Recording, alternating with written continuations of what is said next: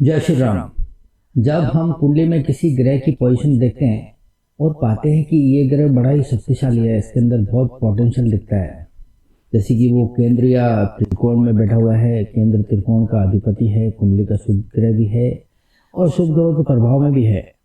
उस ग्रह को राशि बल भी मिला हुआ है, साथ साथ डायरेक्शन स्ट्रेंथ भी है, परंतु फिर भी वो ग्रह अपने कारकत्व के फल नहीं दे पाता है।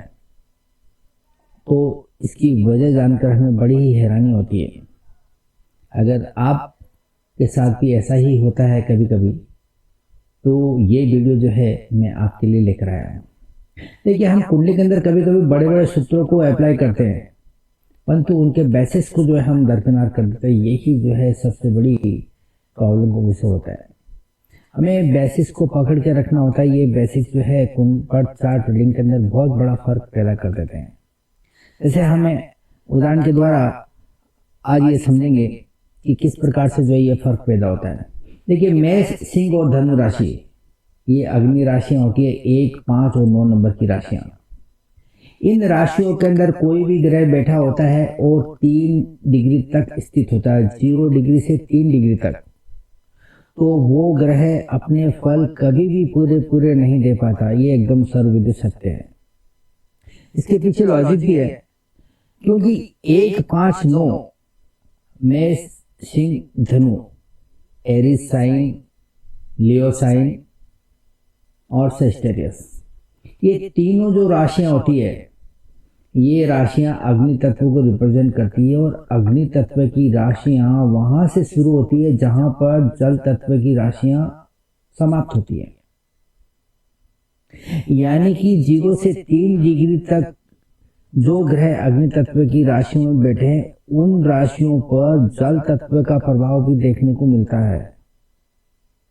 और अग्नि और जल दोनों ही एक दूसरे के विरोधी है।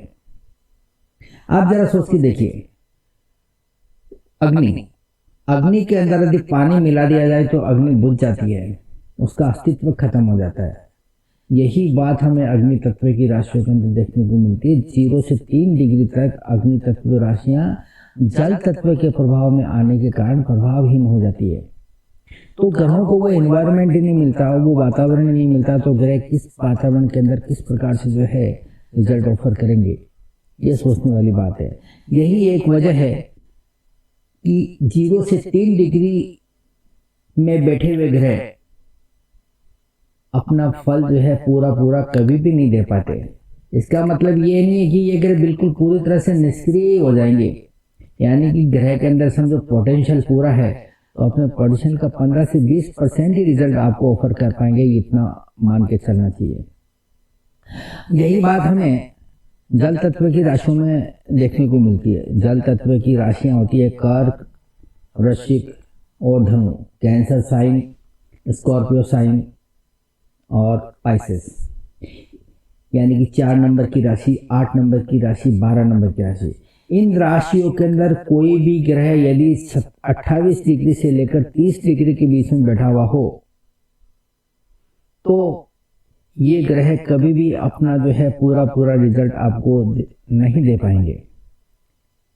ये ग्रह अपना रिजल्ट देने में संघर्ष करते हुए नजर आएंगे। वजह फिर वही है, जल तत्व की राशियां हैं और 28, 29, 30 डिग्री के ऊपर जो है अग्नि तत्व का प्रभाव आता है। क्योंकि जैसे ही जल तत्व की राशियां खत्म होगी, अग्नि तत्व की शुरुआत होती है।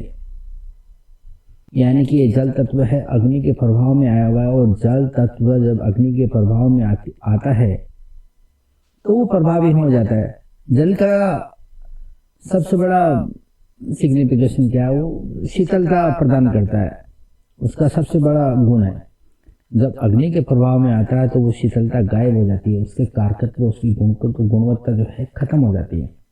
यही वजह है कि जो ग्रह जल तत्व की राशियों में 28 से 30 डिग्री के बीच में बैठे होते हैं, वो प्रभावी हो जाते हैं।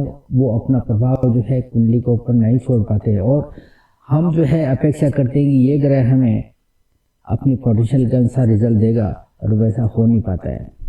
तो आप इस बात का ख्याल रखेंगे कि जल तत्व और अग्नि तत्व के अंदर जो ग्रह बैठे होते हैं, उनको डिग्री के आधार पर हमें देखना है कि वो किस प्रकार से जो है उनकी पोजीशन है और कितनी डिग्री पे बैठे हुए हैं, और इसी के आधार पर हमें डिसीजन लेना होगा और इसी द्वारा हमें इंटरप्रेशन करके जो है प्रेडिक्शन करना होगा। यदि आप इस नियम को अप्लाई करते हैं तो आप इसे जो है हमेशा रिलेट करते हुए पाएंगे। ये नियम जो है काम करता है और बहुत अच्छी तरीके से काम करता है। तो ये था हमारा एक विश्लेषण कि क्यों कोई ग्रह अपने पूरे रिजल्ट ऑफर नहीं कर पाता है। उम्मीद करता हूँ ये वीडियो आपको अच्छा लगा होगा। अगर अच्छा लगा तो वीडियो को लाइक ज़रूर कीजिए और ज़्यादा से ज़्यादा लोगों को शेयर कीजिए, और अगर चैनल को अभी तक सब्सक्राइब नहीं किया है तो चैनल सब्सक्राइब कर लीजिए, और मिलते हैं अगली वीडियो में। Thank you.